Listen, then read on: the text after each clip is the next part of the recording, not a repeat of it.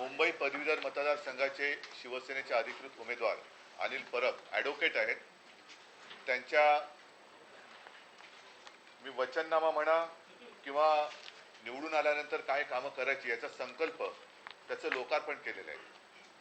या मतदारसंघाचं वैशिष्ट्य असं की इथे सर्व आणि अनिल तुम्ही माझा मतदार म्हणून उल्लेख केला त्याच्याबद्दल धन्यवाद देतो. म्हणजे माझं सर्टिफिकेट खरं आहे. नाही म्हणजे बाकी काय मला म्हणायचं आहे.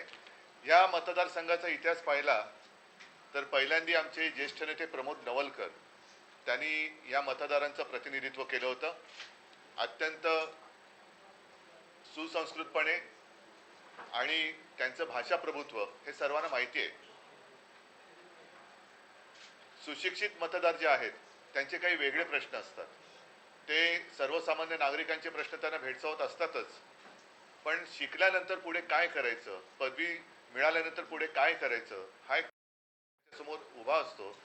या मतदारसंघाचं प्रतिनिधित्व करताना शिवसेनेने सातत्याने हा प्रयत्न केलेला आहे आणि आता या सर्व आणखीन पुढचा टप्पा आम्ही पार पाडण्याचा प्रयत्न करतो. त्यांच्यासाठी सुद्धा काही वचनं अनिल परब यांनी दिलेली आहेत.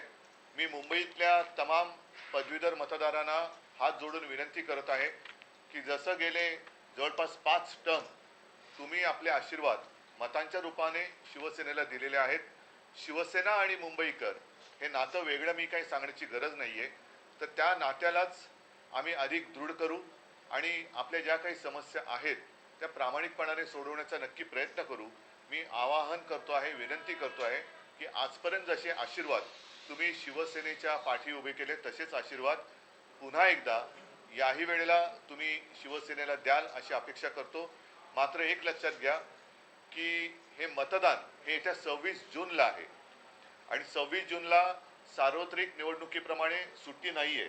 26 जून हा कामाचा दिवस आहे.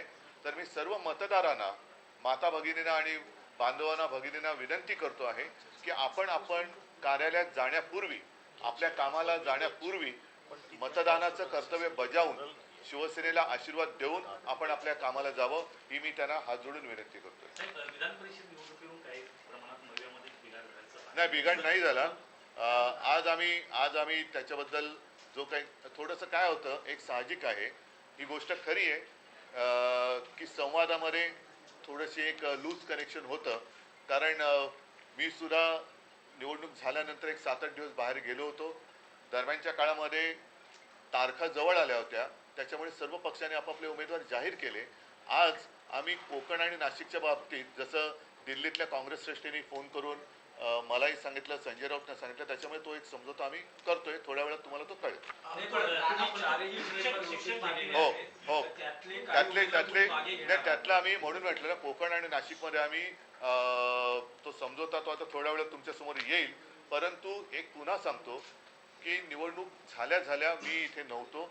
निवडणुकीचे अर्ज भरण्याची वेळ ही टळू नये म्हणून कधीही अर्ज न भरण्यापेक्षा अर्ज भरून ठेवलेला चांगला, म्हणून आम्ही अर्ज भरले होते. हे खरं आहे. नाही, मला आता त्याच्यात काही जायचं नाही खोलामध्ये. जे काय आहे मी तुमच्या समोर ठेवलेलं आहे.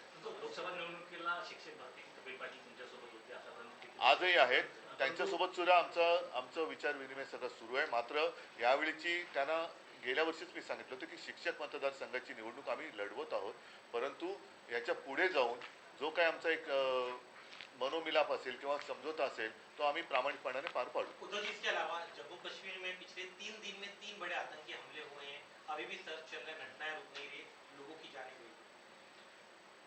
किसकी जिम्मेदारी है? अब की बार वाले कहाँ गए? अभी बार बार वहां हमले हो रहे, इसके बावजूद अब की बार वाले वहां जा नहीं रहे हैं. कल परसों मोहन जी भागवत उन्होंने भी कहा कि मणिपुर जल रहा है. 1 साल के बाद, खैर उन्होंने कहा तो सही, क्या अब भी प्रधानमंत्री वहां नहीं जाएंगे, गृह मंत्री वहां नहीं जाएंगे? कश्मीर तो उन्होंने पूरे चुनाव प्रचार दरमियान एक बड़ा प्रचार किया था. 370 आर्टिकल हमने निकाला. उसकी सच्चाई भी क्या है मैंने भी रखी थी सबके सामने. और हमारे जो वकील साहब हैं असीम सरोदे जी, उन्होंने भी कहा था. खैर वो बात अभी नहीं करेंगे, लेकिन क्या फर्क पड़ा है कश्मीर में? जाने तो जा रही है. और ये तो व्यस्त है सरकार हमने कितने बार, तीसरी बार सरकार स्थापन किया,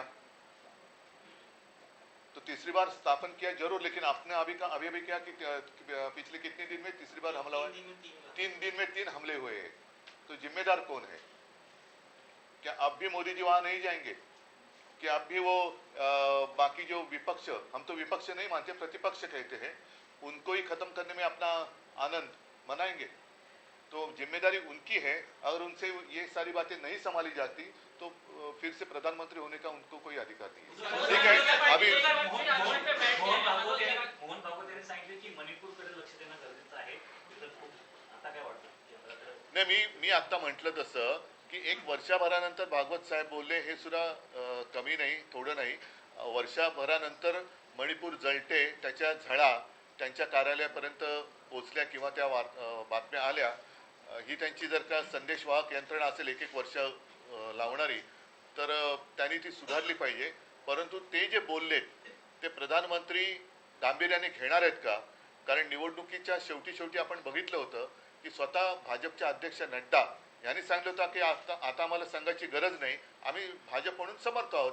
तर राष्ट्रीय स्वयंसेवक संघ जो एक पाया मानला जातो, त्यांची सुद्धा आता ही गरज संपलेली आहे. आणि मोहन भागवत सारख्या एका ज्येष्ठ नेत्यांनी हे त्यांच्या व्यथा मांडल्यानंतर आता तरी प्रधानमंत्री आणि गृहमंत्री मणिपूरमध्ये जाणार आहेत की नाही. तसंच काश्मीर पुन्हा पेटले.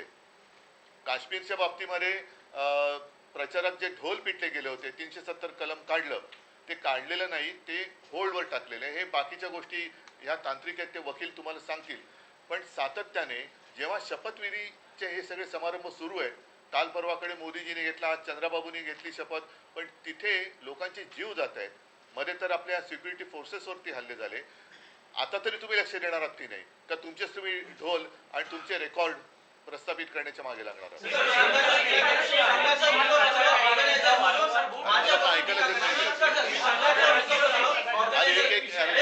मला ऐकायलाच येत नाही.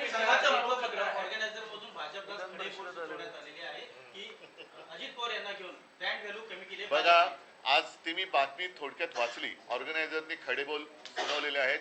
देशातल्या मतदारांनी सुद्धा भाजपला खडे चाललेले आहेत. तर असे खडे सगळं चालल्यानंतर आता तरी भाजप सुधारणार आहे की नाही, का अजूनही आपल्या देशातले जे प्रतिपक्ष आहेत त्यांना संपवण्याच्या मागे ते लागणार आहेत? देशासमोरील संकटांना ते संपवणार आहेत की नाही, का देशातल्याच आपल्या नागरिकांचे जे पक्ष आहेत, जे नागरिकांच्या व्यथा लोकसभेत मांडतात, विधानसभेत मांडतात, त्यांनाच जर काही संपवण्याच्या मागे लागणार असतील तर सरकार हे कुचकाम आहे. प्रचारात इंडिया आघाडी सतत एक मुद्दा मांडत होती की मोदी तिसऱ्यांदा पंतप्रधान होणार नाही, पण मोदी तिसऱ्यांदा पंतप्रधान झाले. त्यांचं मंत्रिमंडळी स्थापन झालेलं आहे, एनडीए सरकार आहे. तुम्हाला या सरकारचं भवितव्य काय वाटतं? आणि तुम्ही पहिल्या पत्रकार परिषदेत असं म्हटलं होतं की आपण सरकार स्थापन करणं गरजेचं आहे. बरोबर आहे. मी सरकारच्या भवितव्याशी मला काही देणं घेणं नाही, मला देशाच्या भवितव्याशी आहे. आणि असं चित्र याच्याबद्दल मी माझ्या 19 जूनच्या शिवसेनेचा जो वर्धापन दिन आहे त्याच्या बाबतीत मला काय बोलायचं ते मी मनमोकळं बोलेन. पण मला सरकारच्या भवितव्याशी देणं घेणं नाही, मला देशाच्या भवितव्याची काळजी आहे. आणि ज्या पद्धतीने मारून मुटकून, कारण ते 400 पार होणार होते, ते 240च्या आत किंवा 240 वरती अडकले. आणि मग मोदी सरकारचं आता एनडीए सरकार झालं. तर आता म्हणून मी म्हटलं की आज आपण जमलो ते माझ्या शिवसेनेच्या पदवीधर मतदारसंघातील उमेदवार अनिल परब यांच्या वचननाम्याच्या प्रकाशनासाठी जमलेलो आहोत. मी ह्याबद्दल मला जे काय बोलायचं आहे ते माझ्या शिवसेनेच्या वर्धापन दिनी 19 जूनला विस्ताराने बोलेन.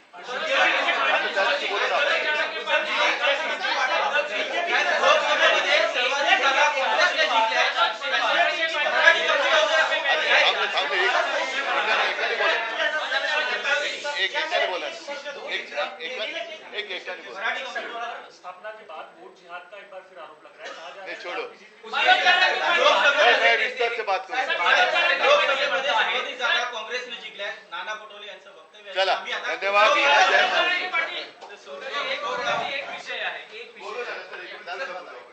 एक महत्वाचा विषय आहे मोदींचं